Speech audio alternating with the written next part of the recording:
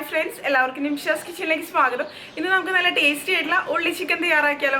അതിനു മുമ്പ് നിങ്ങൾ ആദ്യമായിട്ട് ഈ ചാനൽ കാണുന്നതെങ്കിൽ നിങ്ങൾക്ക് വീഡിയോ ഇഷ്ടപ്പെട്ടുന്നുണ്ടെങ്കിൽ എന്തായാലും ഒന്ന് സബ്സ്ക്രൈബ് ചെയ്യുക. അപ്പോഴാണ് ഇനി ഞാൻ അപ്ലോഡ് ചെയ്യാൻ പോണ വീഡിയോസിന്റെ നോട്ടിഫിക്കേഷൻസ് എല്ലാം തന്നെ നിങ്ങൾക്ക് കിട്ടുള്ളൂ കേട്ടോ. അപ്പോൾ നമുക്ക് ഇങ്ങനെയാണ് നല്ല ടേസ്റ്റി ആയിട്ട് എളുപ്പത്തിൽ തയ്യാറാക്കണേ നോക്കാം.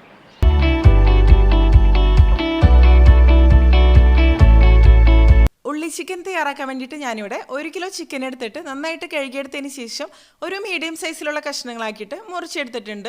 ഇത് നന്നായിട്ട് തന്നെ ഒന്ന് ഡ്രെയിൻ ചെയ്തെടുക്കുക, വെള്ളമൊന്നും തീരെ ഉണ്ടാവരുത്. അപ്പോൾ എപ്പോഴും വലിയ കഷ്ണങ്ങളായിട്ട് മുറിക്കണേക്കാളും ഒരു മീഡിയം സൈസ് അല്ലെങ്കിൽ ചെറിയ കഷ്ണങ്ങളാണ് എപ്പോഴും ഇതിന് കൂടുതൽ ടേസ്റ്റ് കൊടുക്കുക. ഇനി നമുക്കിതൊന്ന് മാരിനേറ്റ് ചെയ്തെടുക്കണം. അപ്പോൾ അതിന് വേണ്ടിയിട്ട് ഞാനിതിലേക്ക് ഒരു 1/4 ടീസ്പൂൺ മഞ്ഞൾപ്പൊടി ഇട്ട് കൊടുക്കുകയാണ്, 1/2 ടീസ്പൂൺ കുരുമുളക് പൊടി, പിന്നെ നമ്മുടെ എരിവിനനുസരിച്ച് മുളക് പൊടി. ഞാനിപ്പോൾ 1 ടീസ്പൂൺ അളവിൽ കാശ്മീരി മുളക് പൊടിയാണ് ഇതിലേക്ക് ചേർത്ത് കൊടുക്കുന്നത്. 1/4 ടീസ്പൂൺ ഗരം മസാല, ഇത് ഹോം മെയ്ഡ് ഗരം മസാലയാണ്.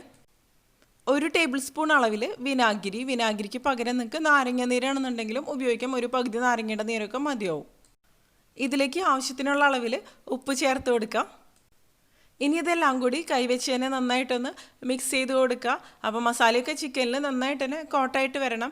അപ്പോൾ എന്തായാലും മിനിമം ഒരു 1-2 മണിക്കൂറെങ്കിലും ഇതുപോലെ മാരിനേറ്റ് ചെയ്തതിന് ശേഷം മാറ്റി വെക്കണം. ഇപ്പോൾ സമയം ഉണ്ടെന്നുണ്ടെങ്കിൽ ഓവർനൈറ്റൊക്കെ മാരിനേറ്റ് ചെയ്ത് വെക്കണമെങ്കിൽ കൂടുതൽ നന്നായിട്ട് തന്നെ വരും. മസാലയൊക്കെ ചിക്കൻ കഷ്ണങ്ങളിൽ നന്നായിട്ട് പിടിച്ചു വരും. ഇതിപ്പോൾ റെഡി ആയിട്ടുണ്ട്. ഞാനിനി ഇത് ഫ്രിഡ്ജിൽ എടുത്ത് വെക്കുകയാണ് അടച്ചു വെച്ചതിന് ശേഷം. ഇനി ഞാനിവിടെ ഒരു പാനിലേക്ക് കുറച്ച് അധികം എണ്ണ ഒഴിച്ച് കൊടുത്തിട്ടുണ്ട്. നമുക്ക് സവാള ഒന്ന് വറുത്തെടുക്കാൻ വേണ്ടിയിട്ടാണ്.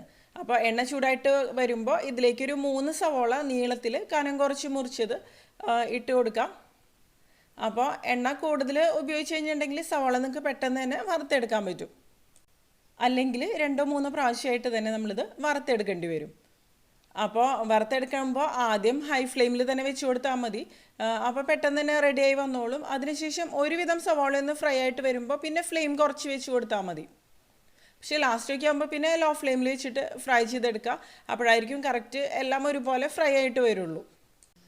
സാധാരണ നമ്മൾ ബിരിയാണിക്കൊക്കെ വേണ്ടിയിട്ട് സവാള വറുത്തെടുക്കില്ലേ, ആ ഒരു രീതിയിൽ തന്നെയാണ് ഇതിന് വേണ്ടിയിട്ടും സവാള ഫ്രൈ ചെയ്തെടുക്കേണ്ടത്. പക്ഷേ സവാള കരിഞ്ഞു പോകരുത്, ഓവറായിട്ടൊന്നും ഫ്രൈ ചെയ്തെടുക്കരുത്. ഈ ഉള്ളി ചിക്കൻ്റെ മെയിനായിട്ടുള്ളൊരു ഇൻഗ്രീഡിയൻ്റ് എന്ന് പറയുന്നത് ഈ സവാള തന്നെയാണ്. ഈ സവാള ഫ്രൈ ചെയ്ത് ചേർക്കണത് തന്നെയാണ് ഉള്ളി ചിക്കൻ സ്പെഷ്യലാക്കി മാറ്റണത്. ഇപ്പോൾ കണ്ടില്ല, ഇത് ഒരുവിധം ഒന്ന് ഫ്രൈ ആയിട്ട് വന്നിട്ടുണ്ട്. ഇനി ഞാനിതൊരു മീഡിയം ഫ്ലെയിമിലേക്ക് വെച്ച് കൊടുക്കണം. ഒന്നും കൂടി ഒന്ന് നന്നായിട്ട് ഫ്രൈ ആയിട്ട് വന്നോട്ടെ. സവാള ഫ്രൈ ചെയ്തെടുക്കുമ്പോൾ ഇളക്കിക്കൊണ്ടിരിക്കുക, അല്ലാന്നുണ്ടെങ്കിൽ എല്ലാവിടെയും ഒരുപോലെ ഫ്രൈ ആയിട്ട് വരില്ല. അതുപോലെ സവാള മുറിച്ചെടുക്കുന്ന സമയത്തും ഏകദേശം ഒരേ കനത്തിൽ തന്നെ സവാള മുറിച്ചെടുക്കാൻ ശ്രമിക്കുക. അപ്പോഴായിരിക്കും കറക്റ്റായിട്ട് ഒരുപോലെ നമുക്കിത് ഫ്രൈ ചെയ്തെടുക്കാൻ പറ്റുള്ളൂ. ഇപ്പോൾ കണ്ടില്ലേ, ഇതുപോലെ കളറൊന്ന് മാറി വന്നിട്ടുണ്ട്. ഇനി ഞാനിത് ലോ ഫ്ലെയിമിലേക്ക് വെച്ച് കൊടുക്കുകയാണ്. അതിനുശേഷം നന്നായിട്ട് തന്നെ ഒന്ന് ഫ്രൈ ചെയ്തെടുക്കാം. സവാള ഇപ്പോൾ കറക്റ്റായിട്ട് ഫ്രൈ ആയിട്ട് വന്നിട്ടുണ്ട്. ഈ ഒരു സമയത്ത് ഞാൻ കോരി മാറ്റാൻ പോവാണ്. കോരി നമ്മൾ മാറ്റി വെച്ച് കഴിഞ്ഞാലും ഇതിൻ്റെ കളറ് എല്ലാം ഒരുപോലെ ആയിട്ട് വരും. ഇപ്പം നമ്മൾ നോക്കുമ്പോൾ കുറച്ച് വൈറ്റ് കളറൊക്കെ കാണുന്നുണ്ട്. പക്ഷേ കോരി മാറ്റി വെച്ച് കുറച്ച് സമയം കഴിയുമ്പോഴേക്കും എല്ലാം ഒരുപോലെ തന്നെ കളറായിട്ട് വരും. എല്ലാം ഒരുപോലെ നമ്മൾ കളറാവാൻ വേണ്ടിയിട്ട് കുറച്ചും കൂടി ഫ്രൈ ചെയ്തെടുക്കാമെന്ന് വിചാരിച്ചു കഴിഞ്ഞിട്ടുണ്ടെങ്കിൽ കരിഞ്ഞു പോകാനുള്ള സാധ്യതയുണ്ട്. ഇനി നമുക്കിതൊരു പാത്രത്തിലേക്ക് ഇട്ട് കൊടുക്കാം. അതിനുശേഷം നമുക്കിനി ബാക്കി പരിപാടികൾ ചെയ്യാം. ചിക്കൻ ഇനി ഒന്ന് വറുത്തെടുക്കണം. അപ്പോൾ ഈ സെയിം എണ്ണയിലേക്ക് തന്നെയാണ് ഞാൻ ചിക്കൻ ഇട്ടിട്ട് ഫ്രൈ ചെയ്തെടുക്കണത്. ഞാനിതിപ്പോൾ 2 പ്രാവശ്യമായിട്ടാണ് വറുത്തെടുക്കണത്. ഒരു ഭാഗം നന്നായിട്ട് ഫ്രൈ ആയിട്ട് വരുമ്പോൾ പിന്നെ തിരിച്ചിട്ടിട്ട് ഫ്രൈ ചെയ്ത് കൊടുക്കാം. നന്നായിട്ട് തന്നെ ഫ്രൈ ആയിട്ട് വരണം. അതായത് ചിക്കൻ നന്നായിട്ട് കുക്കായിട്ട് വരണം. നമ്മളിത് ഫ്രൈ ചെയ്തെടുക്കുമ്പോൾ കുറച്ച് സോഫ്റ്റ് ആയിട്ടുള്ളൊരു ടെക്സ്ചറായിട്ടാണ് ഇത് വരേണ്ടത്. ഒരുപാട് ക്രിസ്പി ആയിട്ട് വരരുത്. അപ്പോൾ കഴിക്കാൻ അത്രയ്ക്കൊരു ടേസ്റ്റ് ഉണ്ടാവില്ല. അതായത് ചിക്കൻ ഒരു ജ്യൂസി ആയിട്ട് തന്നെ ഇരിക്കണം. ഒരു ഭാഗം ഒന്ന് ഫ്രൈ ആയിട്ട് വന്നപ്പോൾ ഞാനിത് തിരിച്ചിട്ട് കൊടുത്തിട്ടുണ്ട്. ഇതുപോലെ തിരിച്ചു മറിച്ചിട്ടിട്ട് നമുക്കൊരു മീഡിയം ഫ്ലെയിമിൽ വെച്ചിട്ട് തന്നെ ഇതൊന്ന് വറുത്തെടുക്കാം. നന്നായിട്ട് തന്നെ ഒന്ന് ഫ്രൈ ആയിട്ട് വന്നോട്ടെ. ഈ ഒരു ഉള്ളി ചിക്കനിൽ കുറച്ച് സമയം എടുക്കുന്നത് നമ്മൾ സവാള ഫ്രൈ ചെയ്തെടുക്കാനും അതുപോലെ ചിക്കൻ ഒന്ന് ഫ്രൈ ചെയ്തെടുക്കാനും വേണ്ടിയിട്ടാണ്. പക്ഷേ അപ്പോൾ ചിക്കൻ കുക്ക് ചെയ്യാനൊന്നും പിന്നെ അത്ര സമയം വേണ്ടി വരില്ലല്ലോ, പെട്ടെന്ന് തന്നെ റെഡി ആയിട്ട് വന്നോളും. ഇപ്പോൾ ഒരുവിധം ചിക്കൻ ഒന്ന് ഫ്രൈ ആയിട്ട് വന്നിട്ടുണ്ട്. ഇനി നമുക്കിത് കോരി മാറ്റാം. ഇത്രേ തന്നെ മതി കേട്ടോ, ഒരുപാട് ബ്രൗൺ ഷെയ്ഡിലേക്കൊന്നും വരേണ്ട ആവശ്യമൊന്നുമില്ല. അപ്പോൾ ഇത് മുഴുവനായിട്ട് തന്നെ ഞാനിനി കോരി മാറ്റുകയാണ്. ഇപ്പോൾ സവാളയൊക്കെ റെഡിമെയ്ഡായിട്ട് നമുക്ക് വാങ്ങിക്കാൻ കിട്ടുന്നുണ്ടല്ലോ, സവാള ഫ്രൈ ചെയ്തതൊക്കെ. ഫ്രൈഡ് സവാളയൊക്കെ നമുക്കിപ്പോൾ പാക്കറ്റിൽ പല രീതിയിൽ ഇവിടെ ഷോപ്സിലൊക്കെ കാണാറുണ്ട്. ഒലിവ് ഓയിലിൽ ഫ്രൈ ചെയ്ത സവാള, അതുപോലെ സാധാരണ ഓയിലിൽ ഫ്രൈ ചെയ്ത സവാള, അങ്ങനെയൊക്കെ പറഞ്ഞിട്ട്. അപ്പോൾ അങ്ങനെയൊക്കെ ആകുമ്പോൾ എനിക്ക് തോന്നുന്നു കുക്കിംഗ് ഒക്കെ കുറച്ചും കൂടി എളുപ്പമാവുമെന്ന് തോന്നുന്നു. പ്രത്യേകിച്ച് ബിരിയാണി പോലെയുള്ള കാര്യങ്ങളൊക്കെ തയ്യാറാക്കുന്ന സമയത്ത് സവാള ഫ്രൈ ചെയ്തതൊക്കെ അത്യാവശ്യം നന്നായിട്ട് തന്നെ വേണമല്ലോ. ഇനി ബാക്കിയുള്ള മാരിനേറ്റ് ചെയ്ത ചിക്കൻ കഷ്ണങ്ങൾ നമുക്ക് ഈ എണ്ണയിലിട്ടിട്ട് തന്നെ നന്നായിട്ട് ഫ്രൈ ചെയ്തെടുക്കാം. ഒരു ഭാഗം ഫ്രൈ ആയിട്ട് വരുമ്പോൾ തിരിച്ചു മറിച്ചിട്ടിട്ട് നേരത്തെ ചെയ്ത പോലെ തന്നെ ഫ്രൈ ചെയ്തെടുക്കാം. ഇതുപോലെ നമ്മൾ സവാള ഫ്രൈ ചെയ്തിട്ട് ചിക്കൻ കറിയിലൊക്കെ ചേർക്കണ സമയത്ത് ഒരു സ്പെഷ്യൽ ടേസ്റ്റ് തന്നെയാണ്, കൂടുതൽ ടേസ്റ്റി ആയിട്ട് തന്നെ വരും. അതിപ്പോൾ ചിക്കൻ മാത്രമല്ല, ഇപ്പോൾ ബീഫ് കറിയോ അല്ലെങ്കിൽ വേറെ ഏതെങ്കിലും മീറ്റൊക്കെ നമ്മൾ തയ്യാറാക്കുന്ന സമയത്തും നല്ല ടേസ്റ്റി ആയിട്ട് തന്നെ വരും. ഇതിപ്പോൾ ഞാനൊരു റോസ്റ്റ് പോലെയാണ് തയ്യാറാക്കി എടുക്കണത്. പക്ഷേ ഏത് കറികൾ ഇപ്പോൾ വേറെ സാധാരണ ചിക്കൻ കറിയൊക്കെ തയ്യാറാക്കുമ്പോഴും ഇതുപോലെ ചെയ്ത് കഴിഞ്ഞാൽ കൂടുതൽ ടേസ്റ്റി ആയിട്ട് തന്നെ വരും. ഇപ്പോൾ നമ്മുടെ രണ്ടാമത്തെ ബാച്ച് ചിക്കൻ ഫ്രൈയും റെഡി ആയിട്ടുണ്ട്. ഇത് ഞാനൊരു പാത്രത്തിലേക്ക് ഇട്ട് കൊടുക്കുകയാണ്. ഇനി ചിക്കൻ ഫ്രൈ ചെയ്ത സെയിം എണ്ണയിൽ നിന്ന് ഒരു 2 ടേബിൾ സ്പൂൺ എടുത്തിട്ട് അത് ചൂടാകുമ്പോൾ അതിലേക്ക് ഒരു 4 ഗ്രാമ്പു, 4 ഏലക്കായ, പിന്നെ ഇതുപോലെ ഒരു കഷ്ണം കറുകപ്പട്ട ഒന്ന് മുറിച്ചിട്ട് കൊടുക്കുക. അപ്പോൾ ചിക്കൻ ഫ്രൈ ചെയ്ത എണ്ണ എടുത്തത് എന്താണെന്ന് വെച്ചാൽ കൂടുതൽ നല്ല ഫ്ലേവറോട് കൂടി തന്നെ വരും ഇത്. ഇനി ഇതൊന്ന് ചെറുതായിട്ടൊന്ന് വഴറ്റിയെടുക്കുക. ഇതിൻ്റെ പച്ചമണക്കം ഒന്ന് മാറി ഇതിൻ്റെ ആ ഒരു ഫ്ലേവറൊക്കെ ആ ഒരു എണ്ണയിലേക്കൊന്ന് വരാൻ വേണ്ടിയിട്ടാണ്. ഇനി ഇതിലേക്ക് ചെറിയുള്ളിയാണ് ഞാൻ എടുത്തിരിക്കുന്നത്. ചെറിയുള്ളി ഒന്ന് ഇതുപോലെ ഒന്ന് മുറിച്ചിട്ട് കൊടുക്കാം. ഒരു 1.5 കപ്പ് അളവിൽ ചെറിയുള്ളി ഞാൻ ഇതിന് വേണ്ടിയിട്ട് എടുത്തിരിക്കുന്നത്. അപ്പോൾ ചെറിയുള്ളിക്ക് പകരം നിങ്ങൾക്ക് വേണമെന്നുണ്ടെങ്കിൽ സവോളയാണെന്നുണ്ടെങ്കിലും ഉപയോഗിക്കാം. ഒരു 2 സവോളയൊക്കെ മതിയാവും. പക്ഷേ ചെറിയുള്ളി ആകുമ്പോൾ കുറച്ചും കൂടി നല്ല ടേസ്റ്റി ആയിട്ട് തന്നെ വരും. അല്ലെങ്കിൽ കുറച്ച് ചെറിയുള്ളിയും കുറച്ച് സവോളയും അങ്ങനെയാണെന്നുണ്ടെങ്കിൽ നിങ്ങൾക്ക് ഇതിന് വേണ്ടിയിട്ട് ഉപയോഗിക്കാം. ഇനി ഇതിലേക്ക് നമ്മുടെ എരിവിനനുസരിച്ച് പച്ചമുളക് ഞാനൊരു 3-4 പച്ചമുളക് എടുത്തിട്ടുണ്ട്. ഒരു 3/4 ടേബിൾ സ്പൂൺ അളവിൽ ഇഞ്ചി ചതച്ചത്, ഒരു 3/4 ടേബിൾ സ്പൂൺ വെളുത്തുള്ളി ചതച്ചത്, പിന്നെ ആവശ്യത്തിന് കറിവേപ്പില ഇട്ട് കൊടുക്കുക.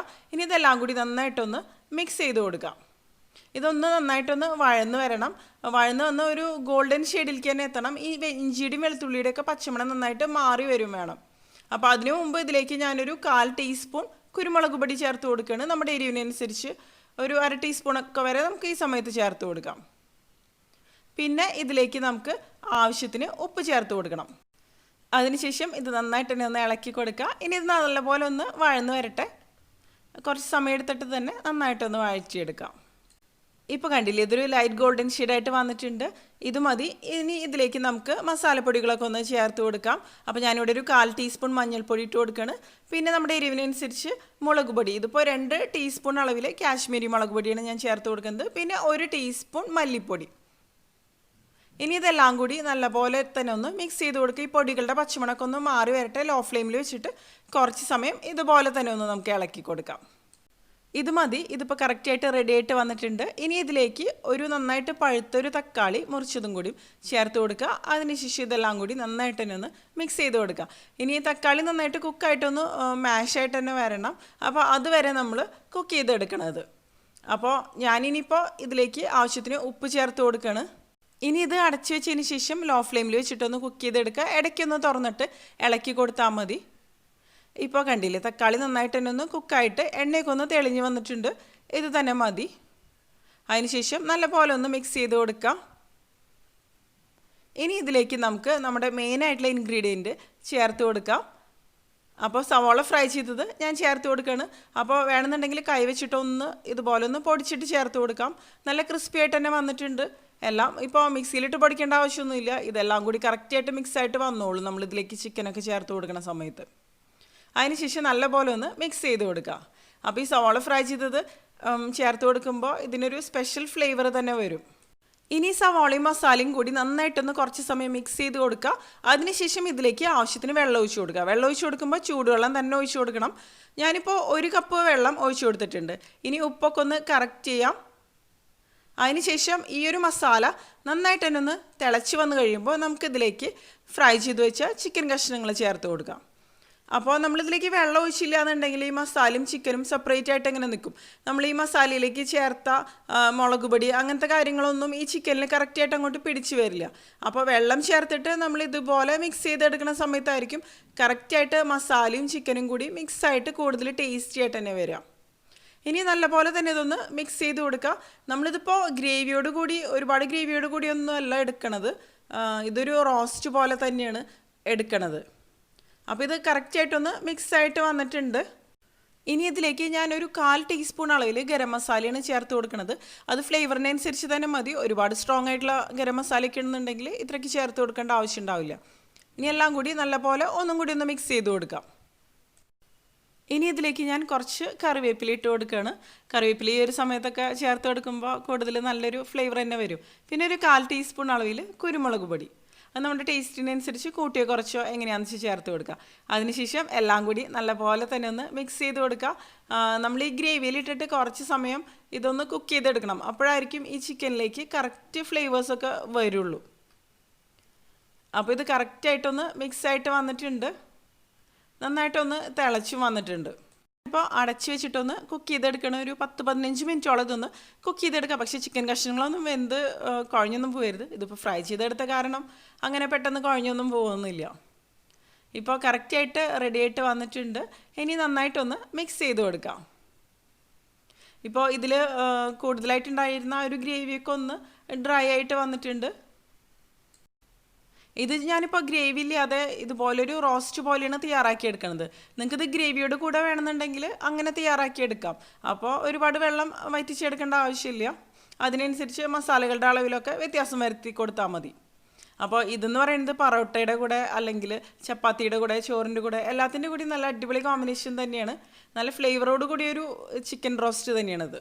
ഇപ്പോൾ നമ്മുടെ ഉള്ളി ചിക്കൻ റെഡി ആയിട്ടുണ്ട്. ഞാൻ ഫ്ലെയിം ഓഫ് ചെയ്ത് കൊടുക്കുകയാണ്. ഇത് കുറച്ച് സമയം ഇരിക്കുമ്പോഴായിരിക്കും ശരിക്കും മസാലയൊക്കെ ഈ ഒരു ചിക്കൻ കഷ്ണങ്ങളൊക്കെ കറക്റ്റായിട്ട് പിടിച്ച് നന്നായിട്ട് തന്നെ വരിക. അപ്പോൾ ഉള്ളി ചിക്കൻ ഈ ഒരു രീതിയിൽ ഇതുവരെ നിങ്ങൾ തയ്യാറാക്കി നോക്കിയിട്ടില്ല എന്നുണ്ടെങ്കിൽ ഒരു പ്രാവശ്യമെങ്കിലും എന്തായാലും തയ്യാറാക്കി നോക്കേണ്ട റെസിപ്പികളൊന്നും തന്നെയാണ്. തീർച്ചയായിട്ടും ഇഷ്ടപ്പെടും. പ്രത്യേകിച്ച് ചിക്കനൊക്കെ ഇഷ്ടപ്പെടുന്നവർ തീർച്ചയായിട്ടും ഇഷ്ടപ്പെടും. ഇതിപ്പോൾ അത്യാവശ്യം കുറച്ച് സ്പൈസി ആയിട്ട് തന്നെയാണ് ഞാൻ തയ്യാറാക്കിയെടുത്തിരിക്കുന്നത്. അപ്പോൾ സ്പൈസ് ലെവലൊക്കെ നമ്മുടെ ഇഷ്ടത്തിനനുസരിച്ച് കൂട്ടിയോ കുറച്ചോ എങ്ങനെയാണെന്ന് വെച്ചാൽ തയ്യാറാക്കിയെടുക്കാം. അപ്പോൾ തയ്യാറാക്കി നോക്കിയതിന് ശേഷം നിങ്ങളുടെ അഭിപ്രായങ്ങളൊക്കെ ഒന്ന് എന്തായാലും പറയാം കേട്ടോ.